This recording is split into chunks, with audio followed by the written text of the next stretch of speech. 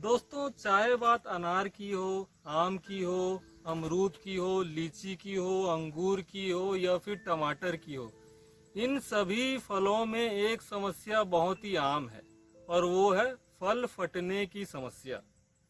दोस्तों, आज हम चर्चा करेंगे फल फटने के पीछे प्रमुख कारण क्या है और इस समस्या से बागवानी में रुचि रखने वाले हमारे मित्र किस तरह से निजात पा सकते हैं।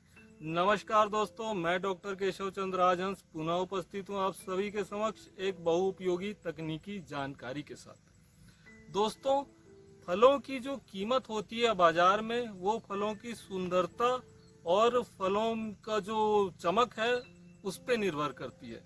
लेकिन ये जो फल फटने की समस्या है, इससे फलों की जो बाजार में मिलने वाली कीमत वो कम हो जाती है। ये कोई बीमारी नहीं है, ये सही मायने में फिजियोलॉजिकल डिसऑर्डर है। लेकिन यदि फल फट जाए तो गूदा जब ये एक्सपोज हो जाता है तो इसमें फफूंद का प्रकोप हो जाता है और फफूंद के प्रकोप के कारण ये फटे हुए फल सड़ने लगते हैं। ये जो फ्रूट क्रैकिंग होती है, इससे फलों को करीब 40 से 85% तक नुकसान ये फिजियोलॉजिकल डिसऑर्डर पहुंचाती है। तो ये जो फ्रूट क्रैकिंग होती है, ये मुख्य रूप से दो तरह की क्रैकिंग फ्रूट में फलों में पाई जाती है। एक जो होती है रेडियल क्रैकिंग, दूसरी होती है कॉन्सेंट्रिक क्रैकिंग। चरणबद्ध तरीके से समझते हैं फल फटने के प्रमुख कारण क्या क्या है। फल फटने का सबसे प्रमुख कारण है प्राकृतिक कारण। यदि तापमान में बहुत ज्यादा उतार चढ़ाव हो और वातावरण में नमी की कमी हो जाए तो ये फल फटने की समस्या बहुत ही आम हो जाती है। वैसे तो ये फल फटने की समस्या हर तरह के क्षेत्र में पाई जाती है, लेकिन एरिड और सेमी एरिड क्षेत्रों में, यानी कि उन क्षेत्रों में जहां तापमान अधिक हो और वातावरण में नमी की कमी हो, उन क्षेत्रों में यह समस्या बहुत ही भीषण रूप ले लेती है। भाई, अनुचित अंतराल में यदि फलदार वृक्षों को सिंचाई करते हैं तो भी ये फल फटने की समस्या देखी गई है। तो इसके लिए हमारे किसान भाइयों को चाहिए कि एक निश्चित अंतराल में फलदार वृक्षों को या फिर सब्जियों में सिंचाई करनी चाहिए। हमारे किसान भाइयों को चाहिए कि फलदार वृक्षों में करीब 10 से 12 दिन का अंतराल रखकर फलदार वृक्षों की सिंचाई करें। और एक जो अन्य प्रमुख कारण है फल फटनों का, वो है पोषक तत्वों की कमी। पोषक तत्वों की मैं बात करूं तो फल फटने के पीछे दो पोषक तत्व प्रमुख हैं जिनकी कमी के कारण फल फटने की समस्या देखी गई है। उसमें सबसे प्रमुख जो है वो है बोरॉन। बोरॉन की कमी से ये फल फटने की समस्या बहुत ही ज्यादा देखी गई है। इसके अलावा एक और पोषक तत्व है कैल्शियम। किसान भाइयों को चाहिए कि फलदार वृक्षों में जड़ क्षेत्र में जो फलदार वृक्ष 1 साल या उससे अधिक पुराने हैं तो उसके जड़ क्षेत्र में करीब 50 ग्राम बोरेक्स खाद का डालकर हल्की सिंचाई करें। जो किसान भाई बोरेक्स का फलदार वृक्षों में छिड़काव करना चाहते हो, उन्हें चाहिए कि बोरेक्स का 1 से 2% घोल बनाकर, यानी कि 1 ग्राम बोरेक्स को प्रति लीटर पानी में घोल बनाकर पूरे वृक्ष में फूल लगने के समय अच्छी तरह छिड़काव करें। दोस्तों, यदि कैल्शियम की कमी के कारण फल फट रहे हो तो हमारे किसान भाइयों को चाहिए कि कैल्शियम क्लोराइड नाम की खाद का स्प्रे 1% फूल लगने के समय और फल लगने के समय करें।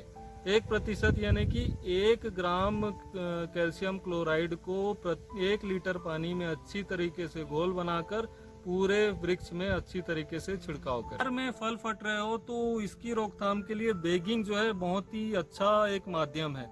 बेगिंग के लिए हमारे किसान भाइयों को चाहिए कि पुराना पड़ा हुआ न्यूज़पेपर को जब ये अनार 20 ग्राम के हो जाए तब उसमें अच्छी तरीके से उसको चारों तरफ लपेट कर उसे दोनों ओर से सूतली से बांध देना चाहिए। इस तरह से बेगिंग कर लेने से फल जो है वो नहीं फटते हैं। दोस्तों, लीची में फल फटने की समस्या को कंट्रोल करने के लिए 2 बेहद ही कारगर हार्मोन्स हैं।